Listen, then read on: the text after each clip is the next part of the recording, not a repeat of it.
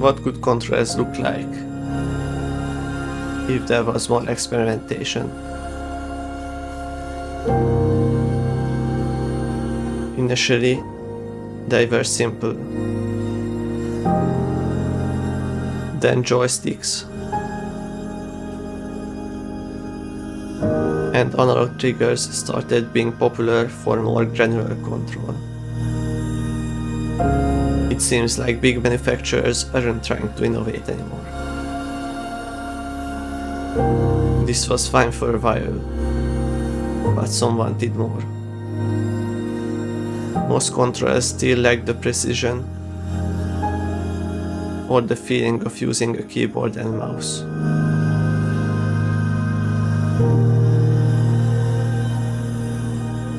One company sought to change just that, but their product was forgotten by many, even though its remnants live on.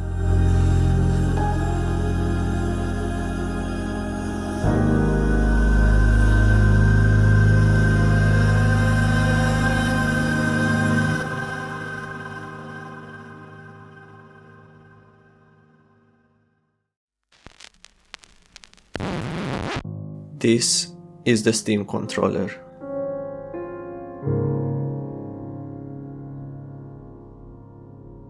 It was developed and released by Valve alongside the Steam Machine and Steam Link in 2015.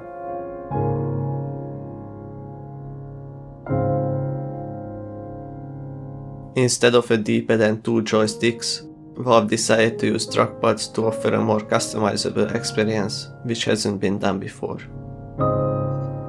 When used together with the built-in gyroscope, they provide a great way to replicate the feeling of using a mouse to aim or do other precise cursor movements. Some users also prefer to use the left touchpad for movement and use the joystick as the D-pad instead. It also features dual stage triggers, meaning instead of only having an analog input, they can also behave digitally when fully pressed down, like the two rear grip buttons.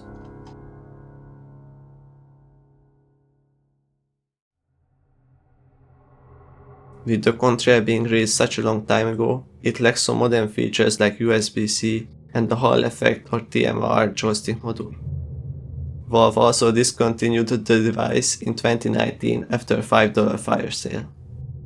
Luckily, the last firmware update enabled the ability to use the controller through Bluetooth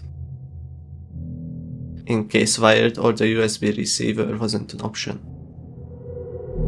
Now I would like to mention that I really enjoy taking things apart and modding them to make them cooler. I like to see how things function, and that's why I love transparent electronics.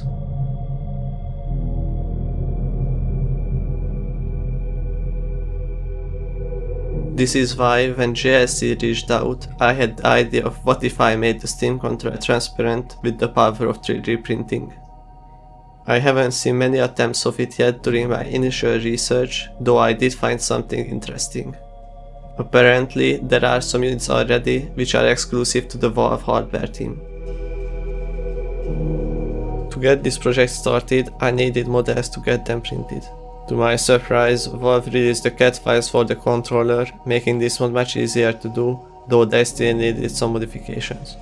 JSC's website gave me warnings that some of the models have various quality risks or they can't be made due to some small errors, so I tried to fix them.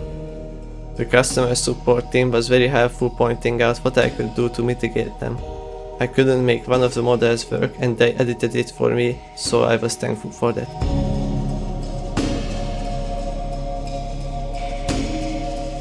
Their site also has a model viewer to see potential issues before printing.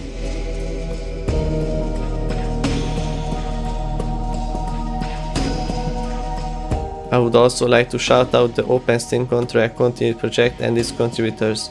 I've got some of the missing models that weren't included in the official design release from there.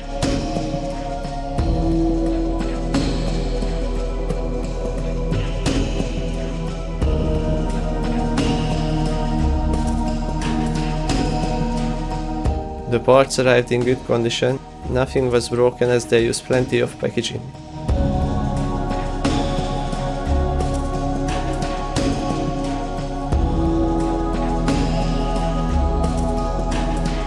I ordered the parts to be made with 8001 resin and they look great.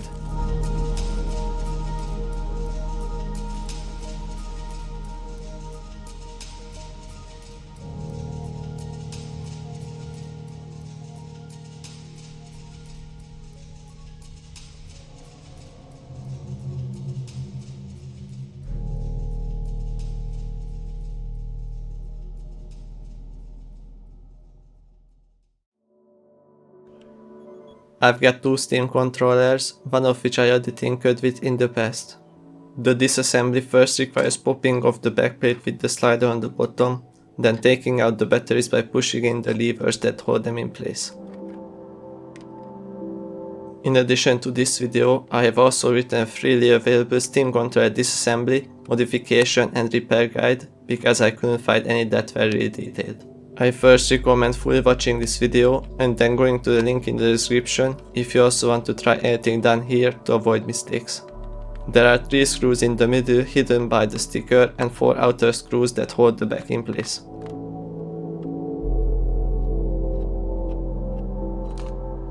Some parts can fall out when taking apart the controller. Work in a clean space so that they don't get lost.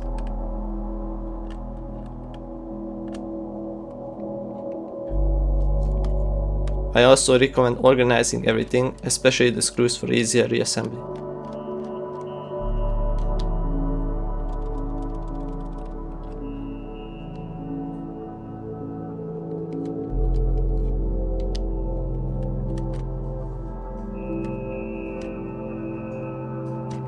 After lifting off the back, take out the battery levers and the backplate slider if they are still in their place.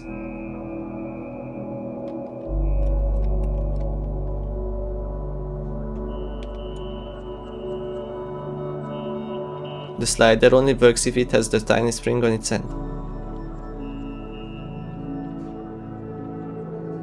To separate the PCB and the front side of the controller, you need to take out 2 screws on the sides and 2 in the top assembly. Be careful when lifting up the board. The trackpads are connected with fragile ribbon cables that need to be disconnected first, and the front buttons can fall out if the controller gets tilted too much. The buttons don't actually touch the PCB and instead have a membrane below them to function. Take it off to reveal them. There is also a little plastic piece on the bottom, where I later discovered that it should also have a tiny spring underneath in the square hole. I most likely lost it the first time I opened the controller and I fixed this later on in the project. Each trackpad is held in place by 2 screws and then they can be easily taken out.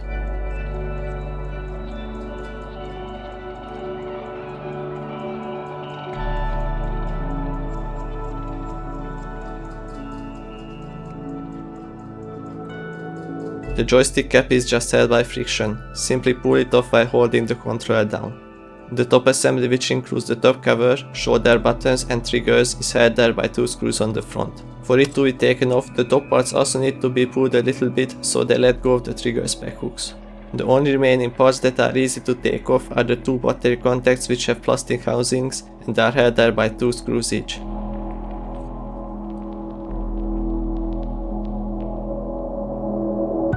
After this point, more tools are required to take the controller further apart.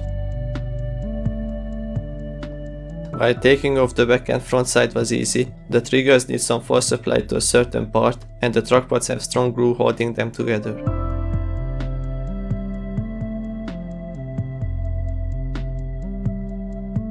There is also some soldering that needs to be done if you want to upgrade or replace a couple of things. Be very careful if you are going further with the disassembly, it's not for the faint of heart. If you want to work on the PCB, I recommend desoldering battery contacts first, so it stays flat and is easier to work with.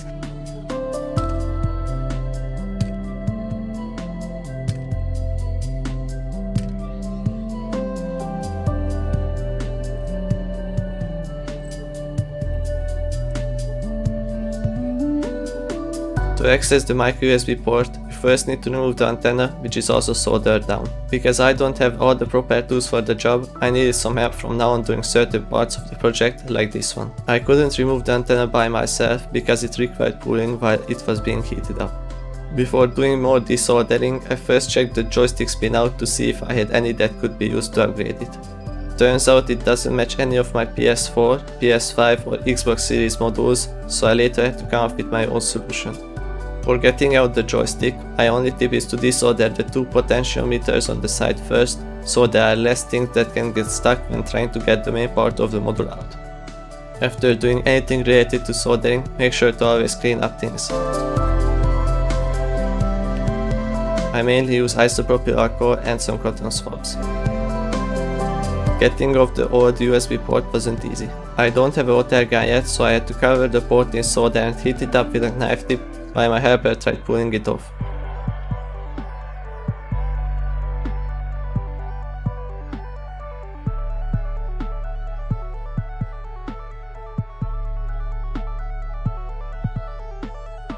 I cleaned the remains here with some flux and soldering wick before also using the previously mentioned things.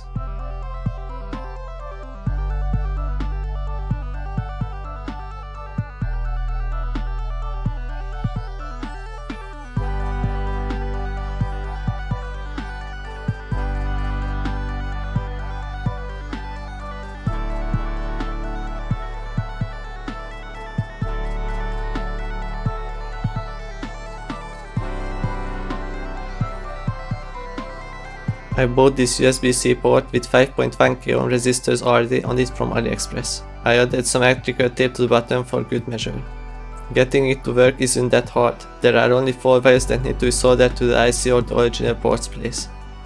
Red is power, white and green are for data, and black is for ground. To get the port to stay in place, I tried using 2 types of double-sided tape, but I later had to switch it out for something more permanent.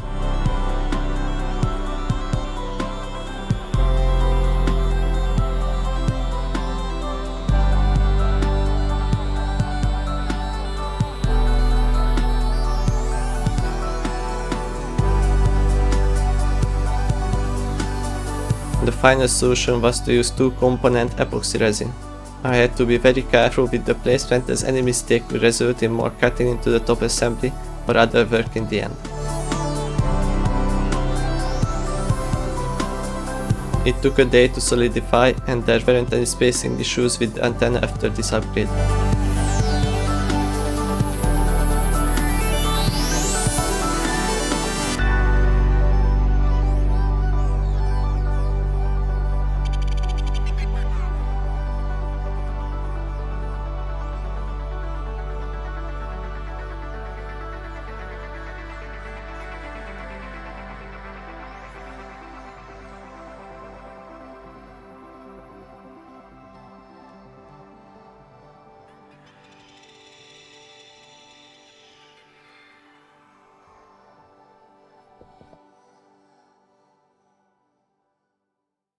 Now it's time to upgrade the joystick module. For this I used Aknes Xbox Series TMR joysticks, which were sent to me alongside some others for another upcoming project. For this to work, I have to modify the TMR joystick to have the same pinout as the original. This is done by having 2 of these green sensors, but they might be different with other manufacturers.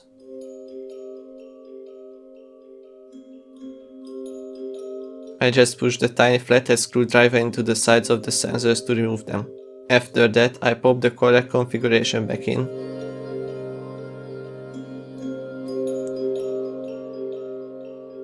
Check if it's connected properly.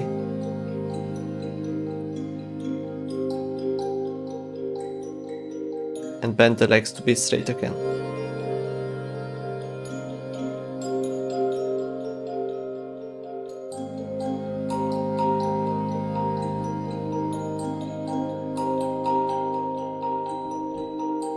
Make sure the joystick module is flat on the board when soldering it to avoid issues later on.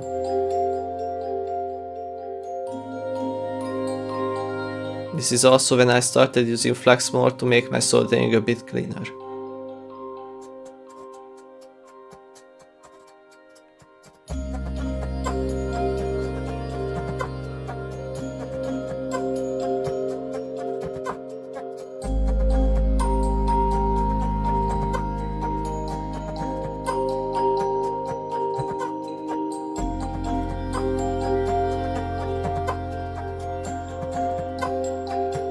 I rechecked if my custom joystick pinout matches the original one, and it looked like it would work. I was still a bit worried about calibration though, because recalibrating the Steam controller in Steam doesn't seem to function anymore.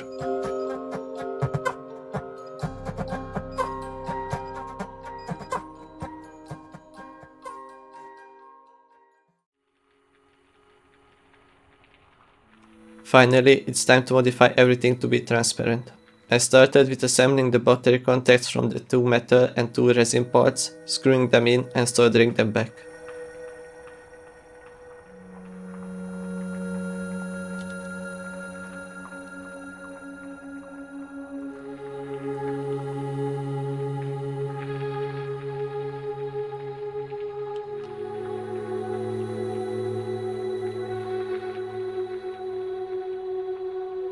The triggers needed to be taken apart next. The cap is held there by a screw, and the trigger uses a metal rod as a hinge, which needed to be pushed out with a flathead screwdriver again.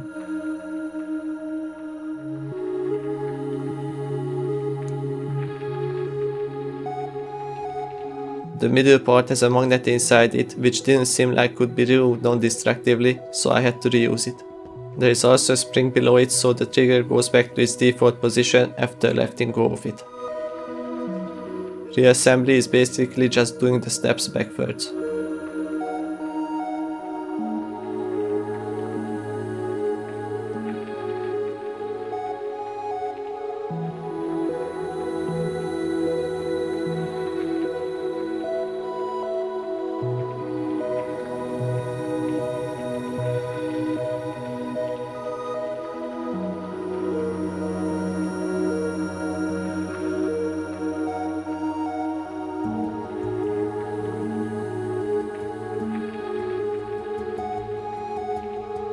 I've wrapped some electrical tape around the shoulder buttons to make them quieter and easier to press. This and the similar mod to trackpads came to my knowledge from a video by Ramblecan on YouTube.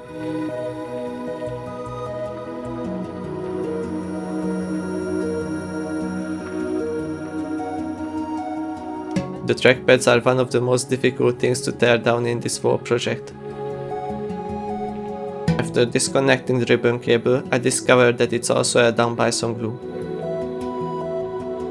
I then desoldered the cable from the rumble motor, so I didn't accidentally damage it while taking the trackpad further apart.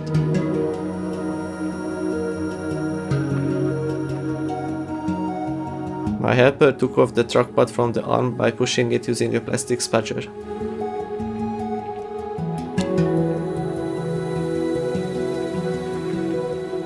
Separating the cap was done using a thin steel spudger after the glue was weakened by a hairdryer.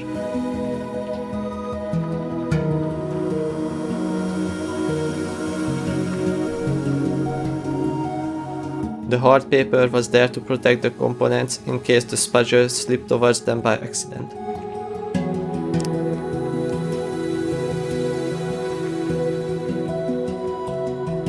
Putting on the new caps was easy, though the D-pad might have gotten a bit misaligned.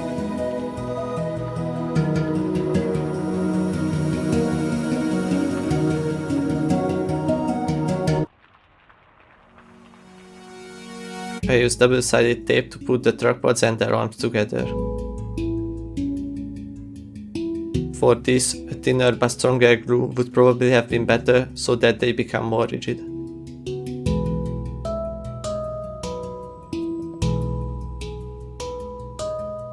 The top cover's port hole needed to be expanded a bit to accommodate the new USB-C port.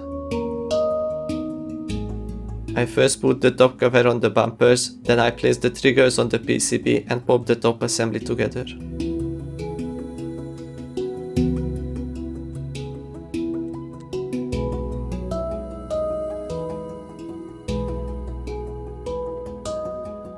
Similarly to the bumpers, I added 2 foam tape dots to the dome switches to make the trackpads quieter and softer. I started reassembling the front again by screwing the trackpads, then adding the front buttons,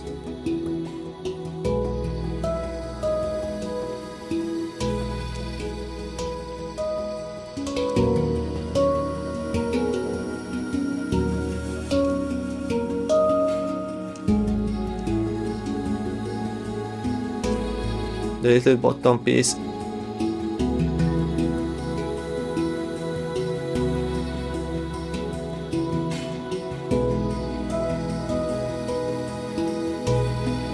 and the membrane back.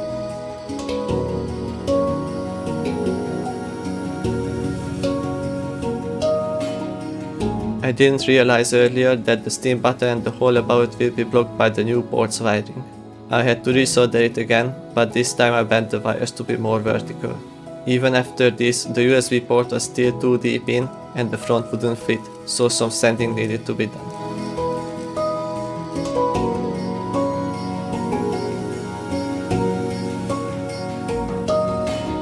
I put on the new clear joystick cap, but there are some other options as well, which I will explain later.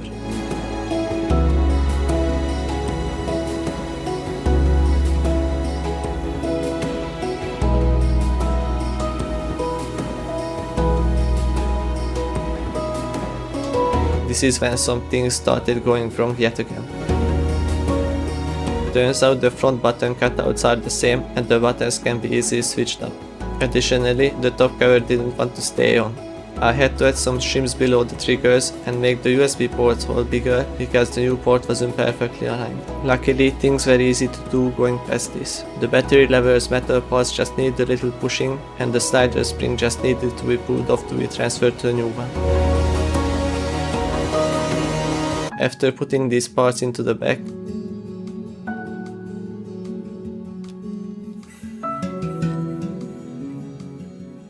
I slid and screwed the two sides together.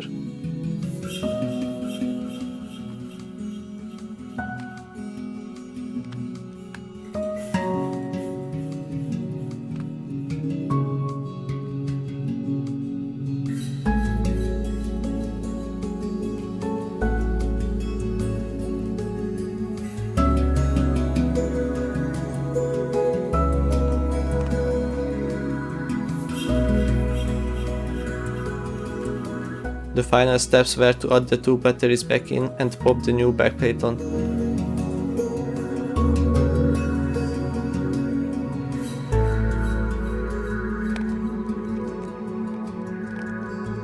After many days of hard work, it was finally mostly done.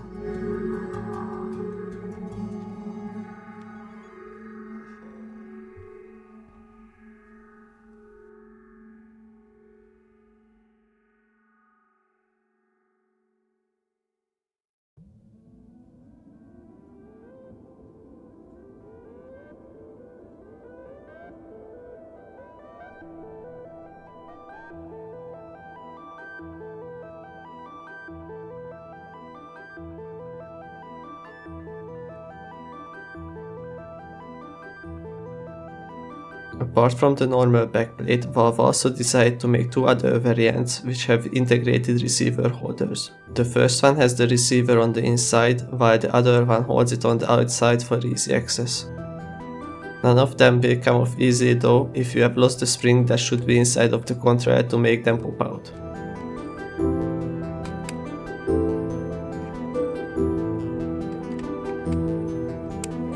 I really wasn't happy that I had to take apart the controller again, as the risk of the screws no longer holding the device together rises with every reassembly.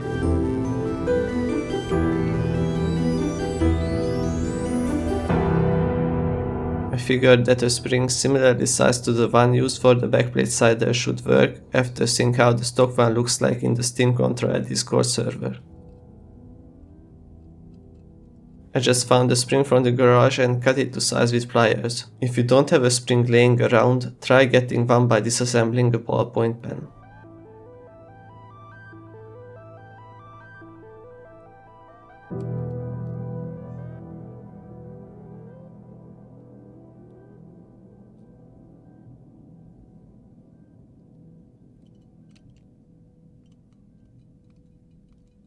Most used Steam controllers nowadays are not in the greatest condition. The convex joysticks rubber usually lose their texture and get smooth to the touch. Luckily, you can replace them with 8-bit though or another Valve device's joystick cap like this one. Just make sure to either cut or glue down the cap's capacitive touch wire if it has one, so it doesn't get in the way. I got this from a HandheldDIY representative because they weren't being sold separately back then, but now Extreme Rate sells them.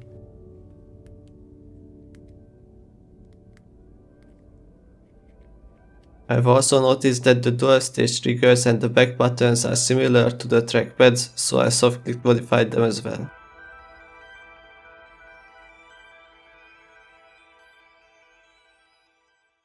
As mentioned earlier, Steam's built-in calibration doesn't seem to do anything apart from making the controller beep. Looking past this, I tried measuring how the stock and modified joysticks perform, and I noticed that after testing the circularity a second time, the sticks were more accurate.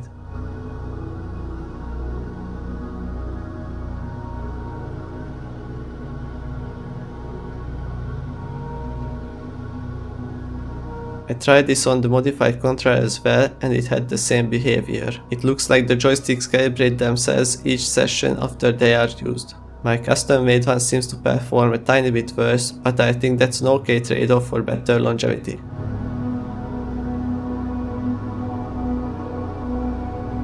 Next up, I compared how the two controllers felt and sounded like.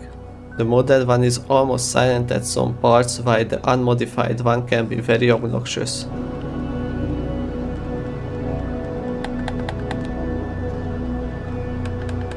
The front buttons and the joysticks were pretty similar in terms of noise.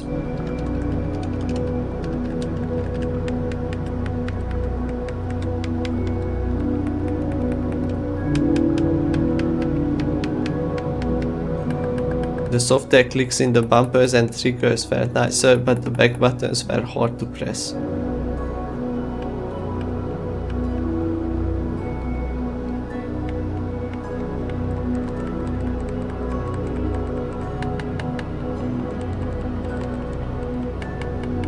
Fortunately, this modification can be easily reverted, or you could also try other materials and experiment to your liking.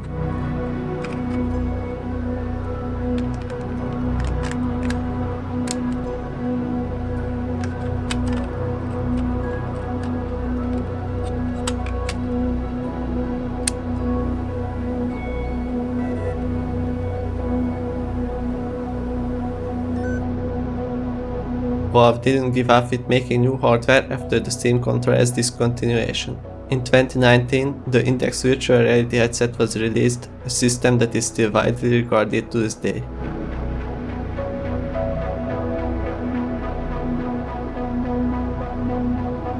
Then came the Steam Deck in 2022, a low-price PC handheld which started revolutionizing the market. With Valve learning from the past, the Deck's control scheme is an evolution of the Steam controller, as it has even more functionality and customizability. It features two symmetrically positioned, capacitive touch-capable joysticks, fixing one of the biggest criticisms of the Steam controller and making it much more appealing to the public. The D-pad got separated, but not all Steam controller users like the trackpad's flat square shape.